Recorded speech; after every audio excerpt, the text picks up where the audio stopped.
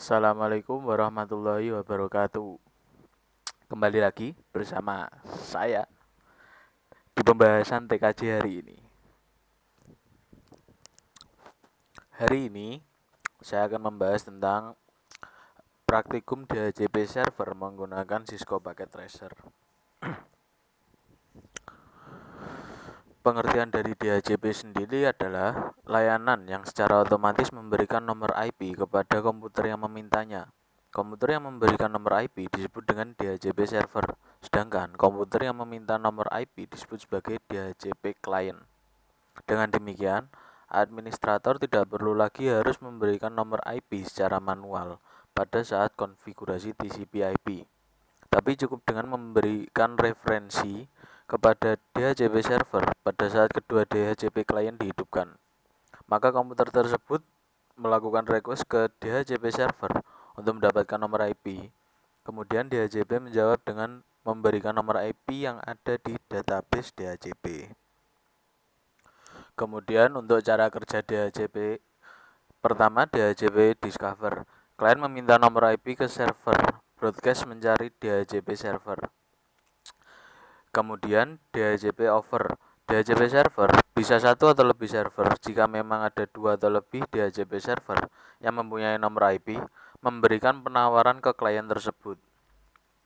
Kemudian langkah ketiga yaitu DHCP request.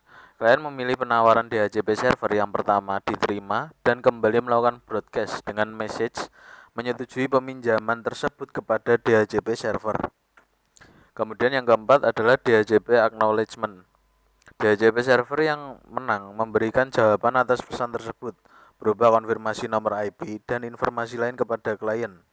Dengan sebuah acknowledgement, kemudian klien melakukan inisialisasi dengan mengikat atau binding nomor IP tersebut dan klien dapat bekerja pada jaringan tersebut. Sedangkan DHCP server yang lain menarik tawarannya kembali. Kemudian kita masuk ke kelebihan DHCP server. Kelebihannya yaitu kemudahan dalam transfer data kepada PC klien lain atau PC server. Kemudian DHCP menyediakan alamat-alamat IP secara dinamik dan konfigurasi lain. DHCP ini didesain untuk melayani network yang besar dan konfigurasi TCP/IP yang kompleks. DHCP memungkinkan suatu klien menggunakan alamat IP yang reusable. Artinya, alamat IP tersebut bisa dipakai oleh klien yang lain jika klien tersebut tidak menggunakannya. DHCP memungkinkan suatu klien menggunakan satu alamat IP untuk jangka waktu tertentu dari server. Dan juga DHCP akan memberikan satu alamat IP dan parameter-parameter konfigurasi lainnya kepada klien. Selain memiliki kelebihan, DHCP server juga memiliki kekurangan, yaitu semua pemberian IP tergantung pada server.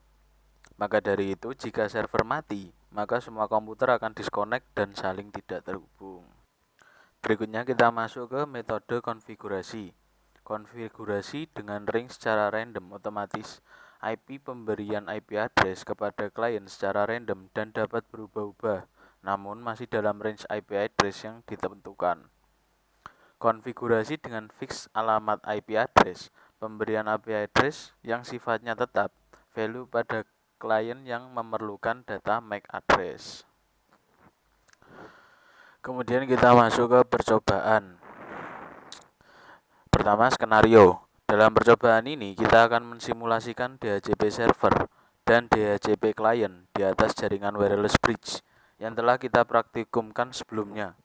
Yang bertindak sebagai DHCP server adalah PC server, dan yang bertindak sebagai client adalah laptop dan smartphone. Kemudian langkah percobaan. Pertama, buatlah skema jaringan seperti gambar berikut, yaitu gambar yang tadi. Kemudian setting IP server secara statik 192.168.1.253/25. Kemudian aktifkan DHCP server dengan konfigurasi seperti gambar di samping. Kemudian aktifkan laptop dengan menggunakan DHCP client dan pastikan sudah mendapatkan IP dari DHCP server. Lakukan seperti gambar di samping. Jangan lupa aktifkan pula smartphone dengan menggunakan DHCP client dan pastikan sudah mendapatkan IP dari DHCP server. Lakukan seperti gambar yang sudah tertera. Kemudian daripada kita hanya berteori, kita akan melakukan prakteknya secara langsung. Sebelumnya mohon maaf, saya akan menyusun dulu seperti gambar tadi supaya lebih enak pemahamannya.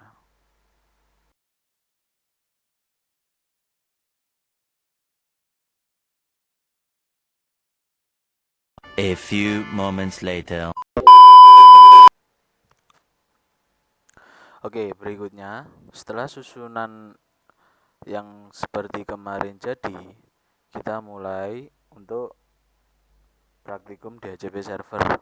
Pertama, tambahkan server. Kemudian kita hubungkan server dengan switch. Kemudian kita buka server.